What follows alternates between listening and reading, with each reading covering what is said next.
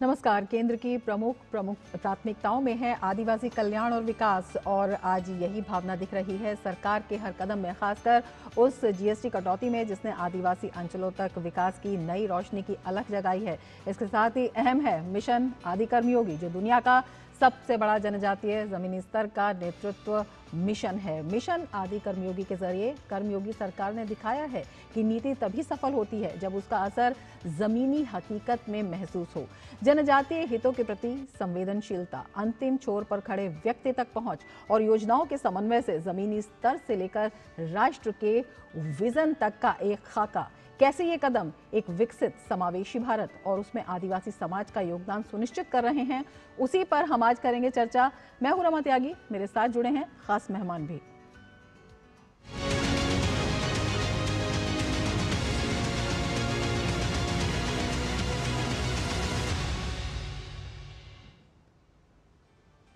चर्चा की शुरुआत करेंगे, लेकिन उससे पहले आपको बता दें, नई दिल्ली स्थित विज्ञान भवन में आदि कर्मयोगी अभियान का आज आयोजन किया गया। इस कार्यक्रम में राष्ट्रपति द्रौपदी मुर्मू मुख्य अतिथि के रूप में शामिल हुई। राष्ट्रपति ने आदि कर्मयोगी अभियान के अंतर्गत सर्वश्रेष्ठ प्रदर्शनकर्ताओं को सम्मानित किया। इस अवसर पर उन्होंने कहा कि इस कार्यक्रम का उद्देश्य प्रत्येक आदिवासी को आत्मनिर्भर बनाना है, साथ ही राष्ट्र के विकास में आदिवासी अपनी महत्वपूर्ण भूमिका निभाने में भागीदार बनेंगे।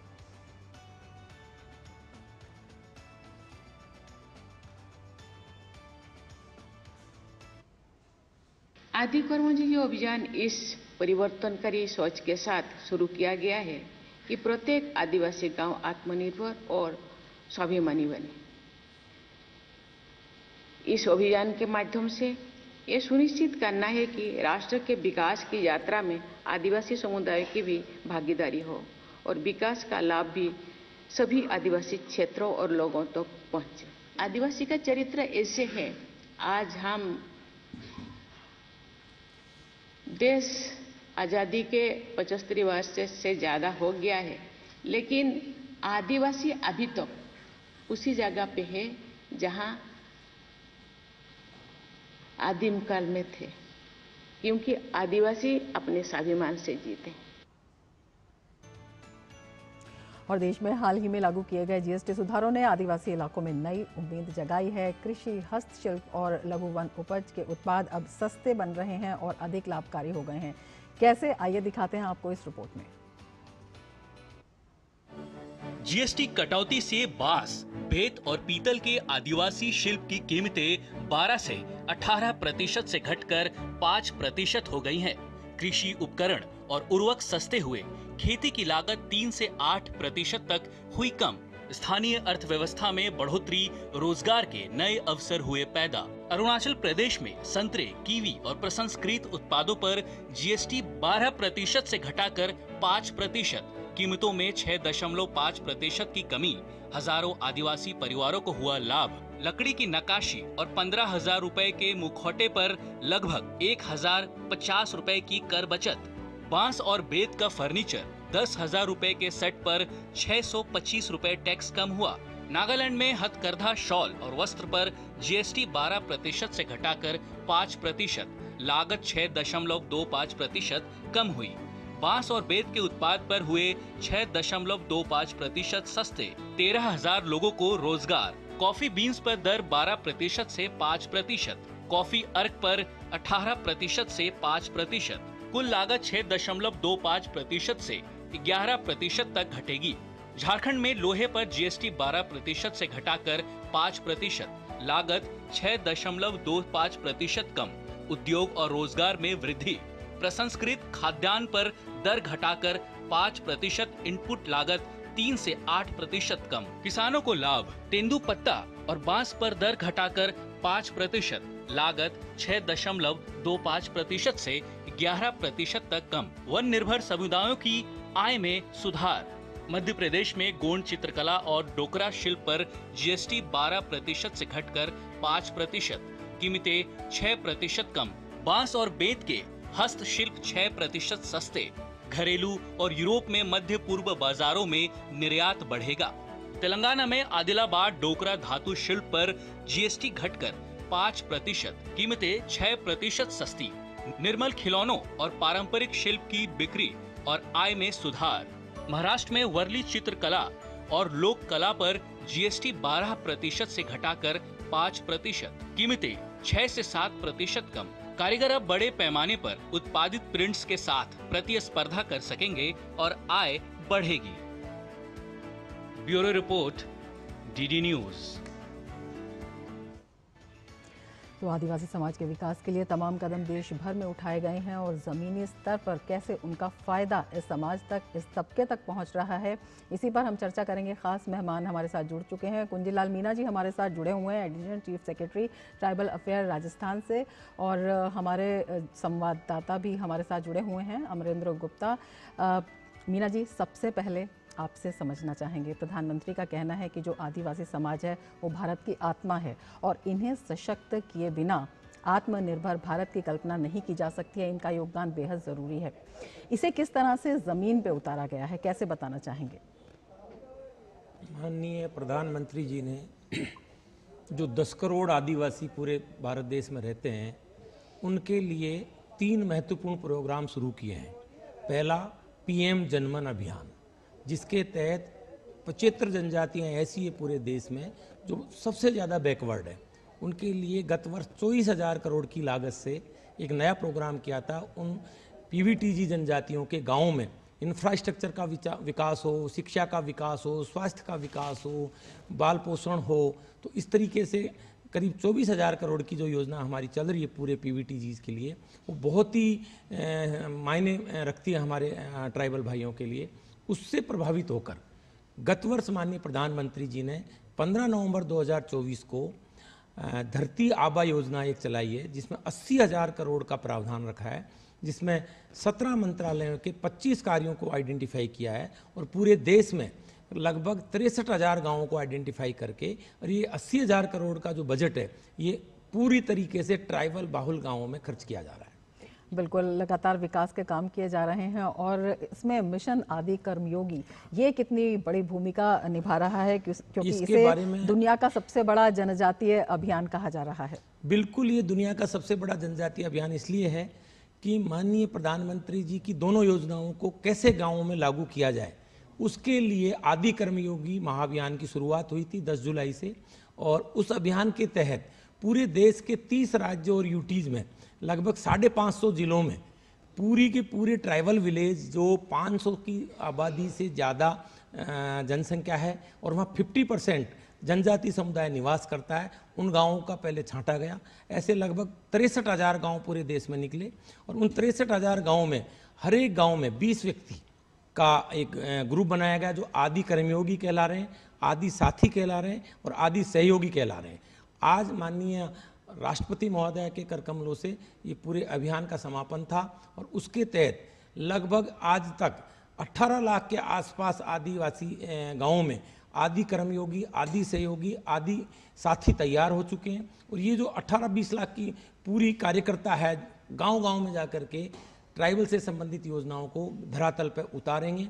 इसके लिए एक और बहुत बड़ी बात जो की जा रही है सरकार के द्वारा कि प्रत्येक आदिवासी बहुल गांव में आदि सेवा केंद्र के रूप में एक बिल्डिंग तैयार हुई है हमारी, और उस भवन को आइडेंटिफाई करके आदिवासी गांवों में आदि सेवा केंद्र पे एक आदि कर्मयोगी को हम इंचार्ज बनाया है। और उस इंचार्ज का काम ये रहेगा कि उस गांव में जितनी भी आदिवासियों की योजनाएं जो 63,000 गाँव में चालू की जाएगी, 80,000 करोड़ का जो कन्वर्जेंस का स्कीम आया है उस गांव में कैसे लागू हो, जो उस गांव के आदि साथी और आदि सहयोगी है वो मिलकर के अपने गांव में उस योजना को कैसे फलीभूत करेंगे, ये आदि सेवा केंद्र का प्रभारी और आदि सेवा केंद्र का काम रहेगा। बिल्कुल, इस कार्यक्रम में हमारे संवाददाता अमरेंद्र गुप्ता भी मौजूद थे। अमरेंद्र, आपसे समझना चाहेंगे, हमने देखा राष्ट्रपति द्रौपदी मुर्मू किस तरह से उन्होंने कहा कि जो आदिवासी समाज के प्रत्येक नागरिक को जो आत्मनिर्भर बनाने की कवायद है वो पूरी शिद्दत के साथ होनी चाहिए। बेहद भावुक भी वो हो गई थी। किस तरह से इसमें पूरा एक, अगर हम इस मिशन की बात कहते हैं तो एक बड़ा खाका इस उद्देश्य को पूरा करने के लिए खींचा गया है।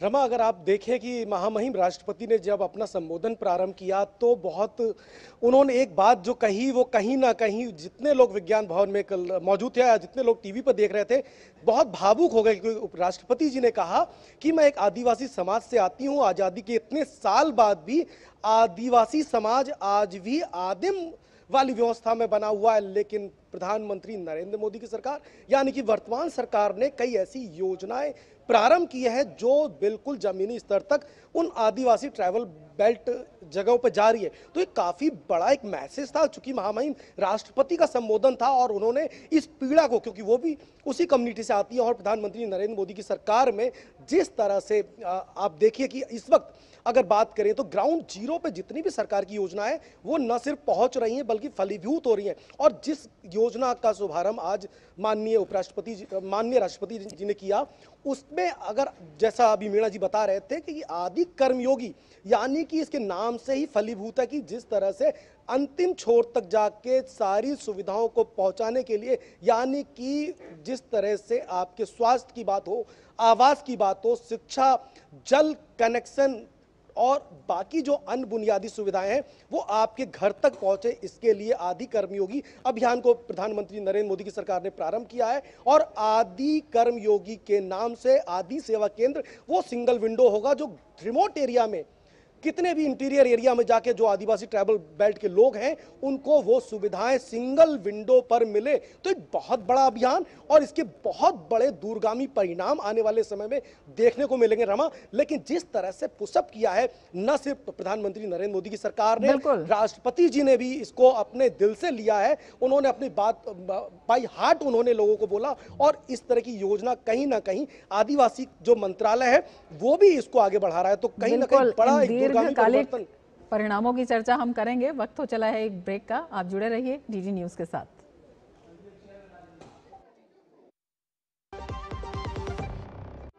नए ट्रैक्टर की बधाई।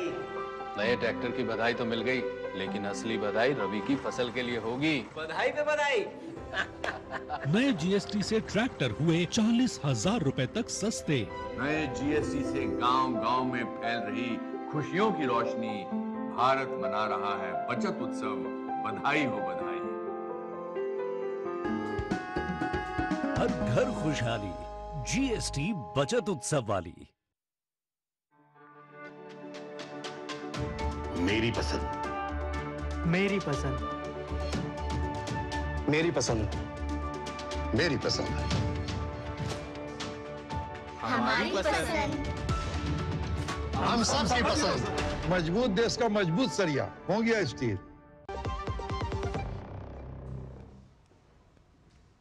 ब्रेक के बाद फिर से आपका स्वागत है और ख़ास मेहमान हमारे साथ इस कार्यक्रम में जुड़े हुए हैं। मीना जी, आपसे समझना चाहेंगे जिस तरह से आपने आदि कर्मयोगी मिशन के बारे में बताया और इसमें बेहद महत्वपूर्ण फैक्टर जो है वो आदिवासी ग्राम विजन 2030 है। ये विजन आपसे समझना चाहेंगे। आदि कर्मयोगी अभियान का मुख्य उद्देश्य ये था कि प्रत्येक आदिवासी गांव, जो मैंने बताया ना अभी 63,000 गांव पूरे देश के छांटे गए हैं, उनके village action plan, village vision plan 2030 हमने प्रत्येक गांव में बैठ करके बनवाया है। और इस विजन की इस प्लान की खास बात है, गांव वालों ने अपनी ग्राम सभा में बैठ करके 2 अक्टूबर की जो ग्राम सभाएं अभी पूरे देश में हुई है उसमें उस विजन प्लान को ग्राम सभा से अप्रूव करवाया है। और उस विजन प्लान को हम 2030 तक, जो धरती आबा योजना के तहत हमको 80,000 करोड़ विभिन्न मंत्रालयों से मिलेंगे स्टेट्स को, तो उस विलेज विजन प्लान में जो आकांक्षाएं हमारे ग्रामवासियों ने, आदिवासी भाइयों ने दिखाई है, उसको धरती पर कैसे उतारा जाए, वो सारा का सारा विजन गांव के लोगों से मांगा गया है। और गांव के लोग अब अपनी मांग दिल्ली तक उस विजन प्लान के तहत भेज चुके हैं और वो प्लान अब हमारा स्वीकृत होकर के धरती पर बलाभूत होगा। हमारे राजस्थान में भी मैं बताना चाहूँगा कि लगभग 6,000 गाँवों में हमारे ये विलेज एक्शन प्लान बने हैं, उनकी क्रियान्विति हो रही है। और उसके लिए हमारे करीब 1 लाख आदि कर्मयोगी, आदि साथी, आदि सहयोगी उन गाँवों में बैठ करके इन कामों की मॉनिटरिंग करेंगे और भविष्य के लिए आदिवासियों के उत्थान का काम करेंगे। आज माननीय राष्ट्रपति महोदया का जो पुरस्कार, जो फंक्शन था, उस हमारे राजस्थान को भी बेस्ट श्रेणी में एक पुरस्कार मेरे को मिला है, जो हमारे लिए बड़े गर्व की बात है। बिल्कुल, अपने आप में बेहद महत्वपूर्ण हो जाता है। और इसके साथ ही महत्वपूर्ण ये भी हो जाता है सर कि जिस तरह से इसमें जो छात्र हैं, जो युवा हैं, उनको भी जोड़ा जा रहा है। जिस तरह से एक अध्याय भी तैयार किया गया है जिसमें IIM है, IMC है, इसके अलावा जो एम्स के छात्र हैं, IITians हैं, वो भी इसमें महत्वपूर्ण भूमिका निभाएंगे। तो किस तरह से उनकी भूमिका भी रहेगी?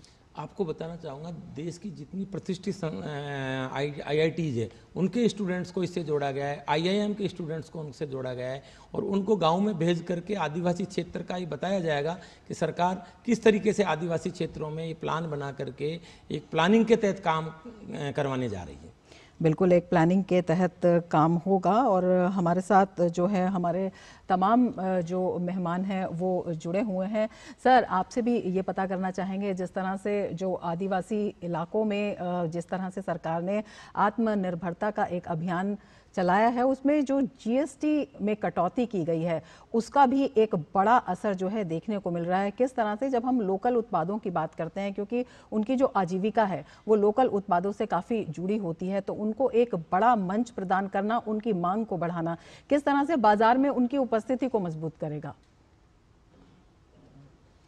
मैं जो अभी माननीय प्रधानमंत्री जी ने GST घटा करके पूरे देश की जनता को राहत दी है, उसमें कहना चाहूँगा कि हमारे आदिवासी क्षेत्रों में जो आदिवासी भाई बहन हमारे उत्पाद तैयार करते हैं, आपको बताना चाहूँगा कि वन धन विकास केंद्र जो वनों से जो उपज आती है वो पूरे देश के आदिवासी इकट्ठी करते हैं और पूरे देश के सब लोगों तक पहुंचाते हैं। उसमें जो GST घटाने का लाभ मिलेगा हमारे आदिवासियों को वो रिमार्केबल होगा और उनकी आय एकदम बढ़ जाएगी घर घर में जाकर। बिल्कुल, और हमारे साथ इस वक्त मनीष ठाकुर जी भी जुड़ चुके हैं, एडिशनल सेक्रेटरी हैं मिनिस्ट्री ऑफ ट्राइबल अफेयर्स के। सर, आपका भी बहुत स्वागत है और आपसे हम समझना चाहेंगे, अगर हम मिशन आदि कर्मयोगी की बात करते हैं और इसी में अगर हम GST सुधारों की भी बात करते हैं, दोनों आपस में किस तरह से जुड़े हुए दिखाई देते हैं? जब हम आदिवासी समुदाय के कौशल विकास की बात करते हैं, रोजगार क्षमता की बात करते हैं और उनके ओवरऑल ग्रोथ की बात करते हैं। देखिए, मिशन हमारा जो आदि कर्मयोगी है, तो इसके तहत लाइवलीहुड बहुत एक महत्वपूर्ण कंपोनेंट है और लाइवलीहुड में आपका जितना हमारा ट्राइफेड की कार्यकलाप है, इससे हमारे पूरे देश में वन धन विकास केंद्र हमसे जुड़े हुए हैं। PM जनमन में वन धन विकास केंद्र जुड़े हुए हैं। उससे हम लोग करीब 1000 के लगभग वन धन विकास केंद्रों को और सशक्त कर रहे हैं। करीब लगभग 30 स्पेशल स्किल सेंटर डेवलप हो रहे हैं। तो ये फाउंडेशन एक हम लोग खड़ी कर रहे हैं और ये फाउंडेशन खड़ी करने के बाद जब हम उत्पाद बढ़ाएंगे आदिवासी वस्तुओं का और उसको फिर जब हम बाज़ार में पहुंचाएंगे, तो अगर हमें GST का सपोर्ट मिलेगा, GST कम होने का अगर हमारे ट्राइबल भाई बंधुओं को ये सपोर्ट मिलेगा, तो निश्चय ही ये बढ़ते हुए बाज़ार का जो दायरा है उसमें अगर GST का सपोर्ट मिलने से, GST कम होने का सपोर्ट मिलेगा, तो निश्चय ही उनको इसका फ़ायदा पहुंचेगा। बिल्कुल। मीना जी, आपसे समझना चाहेंगे, जो आदि सेवा केंद्र हैं वो इसमें किस तरह की मदद कर रहे हैं? मैंने बताया ना आपको, 63,000 गाँव में एक भवन को हमने आइडेंटिफाई किया है और उस आदि सेवा केंद्र पे हमारा एक आदि कर्मयोगी और आदि कार्यकर्ता बैठेगा आदिवासी समाज से। तो वो जो हमारी जितनी भी योजनाएं हैं, मान लीजिए अभी हमने तुरंत 22 सितंबर को जो GST कम किया है, तो आदिवासी भाइयों को कैसे पता लगेगा? उसके लिए आदि सेवा केंद्र का उपयोग हम करेंगे। वहाँ जितने भी आदिवासी लोग आएंगे उनको बताएंगे कि अपन जो उत्पाद बनाने रहे वो पहले 18% पे बिक रहा था, तो उसकी बिक्री कम हो रही थी, अब उसको घटा करके 5% पे ले आए, तो 12% का जो लाभ मिलेगा उससे जो बिक्री बढ़ेगी वो सीधी सीधी आदिवासियों की जेब में जाएगी, आदिवासियों को उसको उत्पादन बढ़ाने में फ़ायदा मिलेगा। बिल्कुल। मनीष ठाकुर जी, आपसे समझना चाहेंगे, किस तरह से जो राज्य स्तरीय प्रशिक्षण है उसकी व्यवस्था की गई है, किस तरह से जो अन्य प्रयोगात्मक कार्य हैं वो आदिवासी इलाकों में किए जा रहे हैं, जिससे कि इन योजनाओं का जो लाभ है वो प्रत्येक व्यक्ति तक पहुंचे और हर आदिवासी जो विकसित भारत की हम यात्रा कह रहे हैं उसमें शामिल हो? हाँ, तो ये जो हमारा आदि कर्मयोगी अभियान है, ये हमारा करीब करीब जून जुलाई महीने में आरंभ हुआ था और कास्केड मॉडल में हम लोगों ने इस पर काम किया।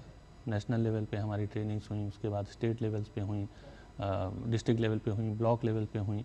हम लोगों ने नेशनल लेवल पे स्टेट मास्टर ट्रेनर बनाए, उसके बाद स्टेट मास्टर ट्रेनर के बाद हमने डिस्ट्रिक्ट मास्टर ट्रेनर बनाए और ये कैस्केड मॉडल में धीरे धीरे करके नीचे गया। और ये हम लोगों ने विशेष ख्याल रखा कि ट्रेनिंग्स तो बहुत सारी होती हैं, लेकिन ये ट्रेनिंग्स हम लोगों ने विशेषकर चुनिंदा लोगों को, हम पूरे देश से चुनिंदा लोगों को लेकर के आए और मोटिवेटेड लोगों को ट्रेनिंग करने के लिए और ट्रेनिंग लेने के लिए उन लोगों को हम लेके आए। तो जो लोग हमारी ट्रेनिंग में आगे आए, वो जिस समय वो सिलेक्ट होके आए उस समय में ही वो आदि कर्मयोगी थे। और जब हमने उन्हें और सुदृढ़ किया, इस पूरी प्रक्रिया को और सुदृढ़ किया, तो पूरा जब हम नीचे से मॉडल को नीचे लेकर के गए, गांव तक लेकर के गए, तो जो शासन व्यवस्था को हम बना पाए वो एक बहुत बड़ा चैलेंज था और हम ये समझते हैं कि हम लोग उसको बहुत सशक्त कर पाए। और शुरू में हमने ऐसा नहीं सोचा था कि हम इसको गांव तक ले जाएंगे, लेकिन फिर जब हम लोगों ने देखा, समय के साथ हम लोग आगे बढ़े, तो हमने देखा कि अब हम इसको गांव भी ले जा सकते हैं। हमें ये विश्वास हुआ कि गांव में भी ले जा सकते हैं। और फिर जब हम लोग इसे गांव में ले गए तो हम लोगों ने बहुत ही अच्छा रिस्पांस मिला। बहुत सारे गांव में, 1 लाख गांव में जब हम पहुंचे तो हमें तो ऐसा, गांव में मैं भी घूमा, बहुत जगहों पे गया, ऐसे भी गांव होंगे जहां नाम के वास्ते गांव सभा होती थी, लेकिन इस कार्यक्रम के तहत 1 लाख गाँवों में गांव सभा हुई। और बाकी मान लीजिए कि कोई बहुत विशिष्ट अगर अचीवमेंट न भी हुआ हो तो 1 लाख गाँव में ग्राम सभा हुई।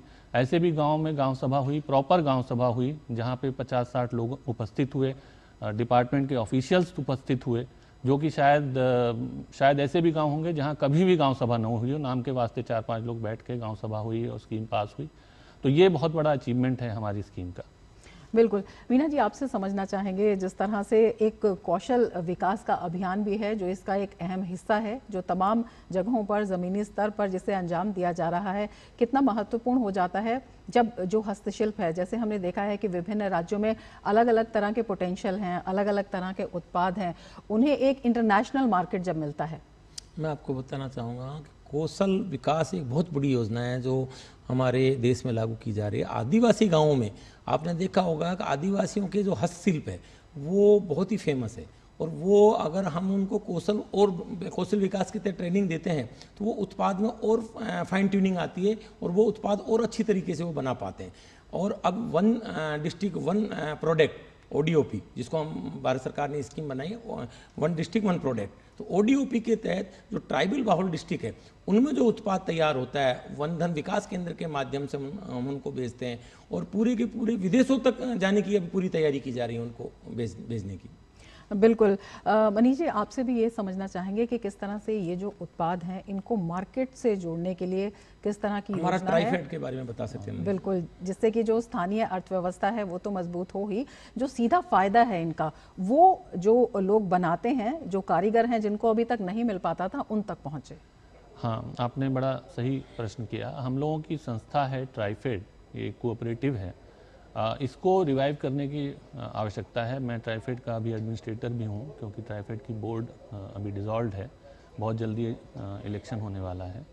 तो ट्राइफेड के थ्रू हम लोग वस्तुओं का प्रोक्योरमेंट करते हैं और प्रोक्योर करके फिर हम लोग उसको सेल करते हैं। लेकिन ट्राइफेड में एक समय के साथ एक विजन आने की आवश्यकता है।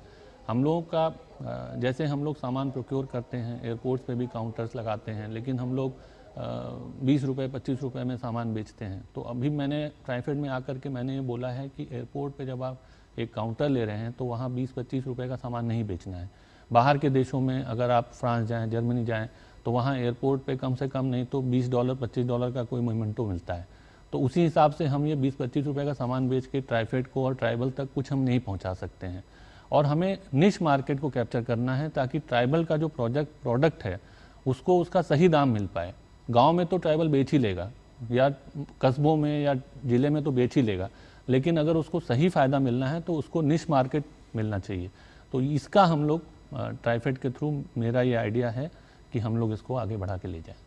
बिल्कुल। मीना जी, आपसे ये समझना चाहेंगे कि जिस तरह से आज हमने राष्ट्रपति द्रौपदी मुर्मू को भी सुना और उन्होंने कहा कि ये जो आदिवासी केंद्र हैं, जो स्थानीय शासन है उसको भी ये वहाँ पर मजबूती दे रहे हैं और एक बड़ी जिम्मेदारी उन्होंने अधिकारियों पर भी डाली। तो किस तरह से जो है इसे ज़मीनी स्तर पर उतारा जा रहा है और किस तरह का संकल्प जो है इस कार्यक्रम से मिलता है? मैंने आपको बताया ना कि हमारे जो आज का प्रोग्राम है, पूरे देश के करीब 1200 से 1500 अधिकारी विज्ञान भवन में थे। माननीय राष्ट्रपति महोदय की अध्यक्षता में वो फंक्शन हुआ था। तो अधिकारियों को ये कमिटमेंट दिया है इस अभियान के माध्यम से कि वो आदिवासियों के बीच में जाकर के, मैं आपको ये बताऊंगा, हर अधिकारी को एक एक गांव गोद दिया गया है ये अभियान के तहत मैंने भी एक गांव गोद लिया है, तो principal secretary, additional chief secretary से लेकर के जो आदि कर्मयोगी है, डिस्ट्रिक्ट कलेक्टर से, ब्लॉक लेवल के BDOज है, या नीचे DMT, SMT जो हमारे इस अभियान के तहत बनाए गए, सबको एक एक गाँव गोद दे दिया। तो गाँव तक वो अपने गाँव में इस स्कीम को लागू करेंगे। उसके साथ ही आपको एक बात बताऊँ, 94 का जो एक्ट आया था पंचायती राज का, उसमें एक पैसा एक्ट भी था। हमारे जो आदिवासी बहुल पंचायतें हैं हमारी, उनमें पैसा एक्ट के तहत हमारी ग्राम पंचायतों को और हमारी ग्राम सभाओं को, आदिवासी बहुल ग्राम सभाओं को बहुत सशक्त किया गया है। उनको इतने अधिकार दिए गए हैं कि वो गांव की अपने स्वशासन की बात कर सकते हैं आप। और वहाँ जो हमारे अधिकारी लगे हुए हैं, उनकी इस अभियान के तहत ये ड्यूटी निर्धारित हो गई है कि आदि कर्मयोगी बनकर के वो और उस पंचायत के उस गाँव में जो कर्मयोगी के रूप में काम करेगा, तो सारी की सारी स्कीमों को लागू करवाएगा। बिल्कुल, अपने आप में बेहद अहम हो जाता है। एक छोटा सा सवाल मनीष जी आपसे जानना चाहेंगे, प्रगति तो हो ही, लेकिन उसके साथ साथ जो परंपरा है, जो संस्कृति है, उसका भी संरक्षण हो, इसका ध्यान कैसे रखा जा रहा है? जी हाँ, आपने बहुत अच्छा प्रश्न पूछा।